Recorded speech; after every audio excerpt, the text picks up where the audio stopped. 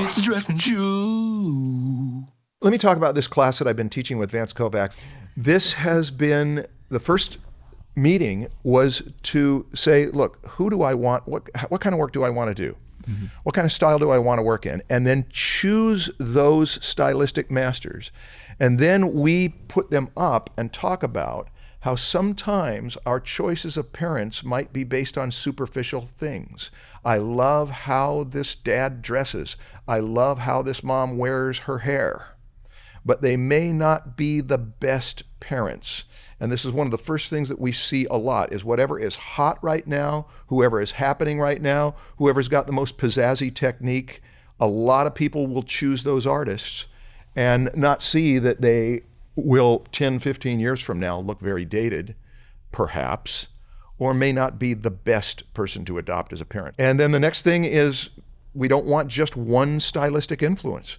We want to have more than one thing so that we can combine them and make something new. Well, if you just choose one parent, you pretty much just become a replica, right? That's right. You're just becoming a ripoff. I have had more than one student who chose Frazetta, and one in particular who really locked onto Frazetta. Just Frazetta. He loved Frazetta, and he copied Frazetta, and he had a style like Frazetta, and then he broadened it out by choosing Boris. It was not. Isn't Boris just a ripoff of Frazetta? And so what you get is this, you get inbred, you get a thing that makes it so you, instead of branching it out and saying, who's different from Frazetta, how can I... What did he take from Boris? His technique looks more like Boris. Is it the over-exaggeration of the No, it's the really refined technique. You know, Frazetta has refined technique at certain points, and then a lot of points he lets it go into pea soup. Right, he's got a little more looser. Yeah, whereas Boris has got more oiled up bodies and real control over the photographic reference and that kind of thing. But that is exactly an example of someone who's so enamored with someone that they like that they're just going to collect. I'm going to collect all parents that are all of the same type and try to be like them. I'm going to adopt the children of that parent. Yeah. As my other parents. Yeah. It's something that you're inbreeding.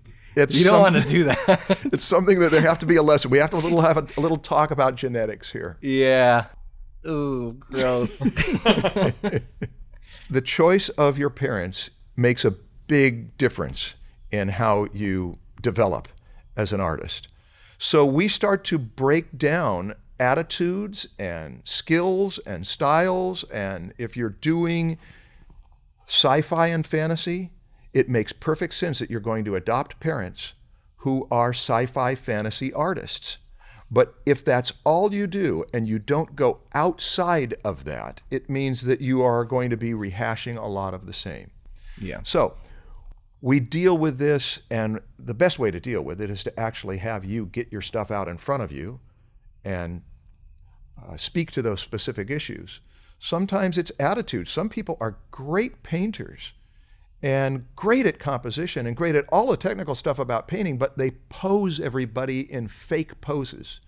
You've got these artificial poses that never look like they're real. You don't see that in Phil Hale's stuff. You hardly see that in Frazetta's stuff. And so breaking down what each good quality of this adopted parent is. I love the poses of this person. I love the medium and technique of this person. I love how they bring that exaggerated lighting, or I love how they flatten things out, to actually take the time. This can be several months. It can be a year of understanding what you're trying to get from each parent. I had a student who, when we do this in the animal drawing class, one of the last projects is to choose masters that you want to be influenced by. And he chose Glen Keane for the poses and the flow of action.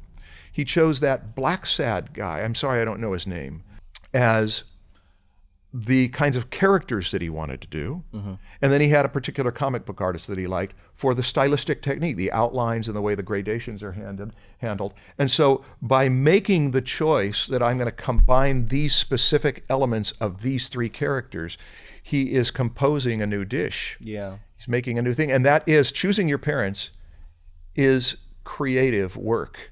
It can be done badly. It can be done well. There's the first thing I'd say about it, is that just the choices alone can make a difference of whether you're going to get better. Decide what you like. Yeah, Step that's what one, it is. decide which artists are your favorite artists. And don't let anyone else influence your decision on that. Just because maybe your teachers like somebody, all of a sudden you like them too. Because it's like, oh, my teacher likes him, that must mean that that artist is a good artist, so I'll like him too. Like, just decide what you're drawn to and make a board out of it, right? Indeed. Print these out, clip them on, put all your art parents on a board, and just see how it looks. Indeed. A vision board. I had one for that's the only way to start, is with your loves. But there's a problem with that. What's the problem? The problem is, let's switch from the family metaphor to the eating metaphor. It's getting gross. A friend of mine told me that his daughter announced when she was 5 or 6 years old that all I'm going to eat from now on is candy and cheese. Sounds like Sean. Hey man, it's good stuff. We have to have a talk about the candy and cheese thing. Yeah. At some point, there should be. When I first got to teach drawing from the masters at Fullerton College in 1987, I think it was a new class. The people there who worked there, I was a part-timer, they had written it so that I could teach it. I was really excited about it. And Bob Miller came to me and said, I know you're excited about the old masters, and this is a great thing that you're going to do with the old masters, but I want you to watch out. The old masters got fake. There's right around the time of the Mannerists, you've got all these fake poses, you've got all this artificial contrived poses. He said, as great as they are, don't be contaminated by that. And I remember as the semesters went on, I started to see that there was a lot of that kind of thing, which you may say, I love fake poses, and I'm going to do it.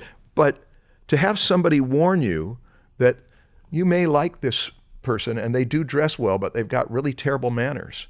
Or this person may have really nice manners, but they will be dominated by everybody else and they don't know how to stand up for themselves. To have the insight of someone who is further along to point some of those things out so that it's not just, or I can use myself as an example. I was influenced by Big Daddy Ed Roth. I was influenced by the mad artists. I was influenced by underground comics artists. I was influenced by a lot of lowbrow stuff. And the first master that I ever copied was Albrecht Durer. And Albrecht Durer, I was drawn to his stuff. I still think it's marvelous, but it is so awkward. He has no gesture. Everybody looks like they're built out of bricks that are about to tumble.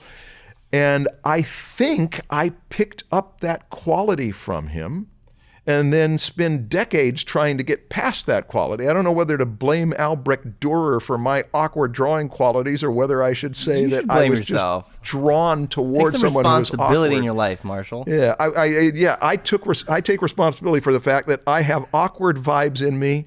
I want to find someone else who's great and awkward so that I can lock onto them and say, see, Albrecht Durer was awkward, so it's okay for me to be that way. Yeah. I'm taking full responsibility. I want to give people some action items of adopting their artistic parents. I see two different ways of adopting. Well, no, sorry, of developing your art style. Okay. One is adopting your art parents, do master studies, just full on copy. Pretend you are this person and do a painting or do a drawing and copy them. Mm-hmm. Then do your own thing in that same style. Yes. So not doing an actual master study, but doing your own vision, but in that exact same style. That is one way. The other way then is just to experiment. Try to find out your own way of doing things. Because just adopting parents and combining them in your own way, that's not the full picture. You have to also be an artist and you have to be creative and just play. Because you will make mistakes that kind of happen. And you're like, wow, I like that. And things happen. If you have that mindset of exploration and just trying new things all the time. Yeah, think about how we develop our own speaking voices. Mm-hmm. We listened to our parents. We listened to people around us. We imitated them. Then we tried to say our own things. And then eventually we will choose other people to learn to speak like them, but we'll also bring our own quality to it that comes out of our own emotions, our own intensity, our own casualness, whatever qualities we have that bring to it. But where does an accent come from? Nobody's born with an accent. The accent comes from the environment. And so we're choosing to surround ourselves with these accents and then find out what it is when we turn it into ourselves. Also, everybody who's got the same accent doesn't sound exactly the same. So there is that balance of not being, I want to adopt my parents, I want to learn from my parents, but I don't want to be my parents. Wouldn't that be boring? Evolution would be boring if everybody was just a duplicate of their parents. There's supposed to be some kind of progression, some kind of developing our own thing. What Mistakes. Yeah. There's mistakes that happen. That's right. And adjustments to the mistakes. And then ultimately, it isn't about the sound of our voice. It is about what it is we have to say. Low-do-de-do-do, low-de-do-de-do-do, low-de.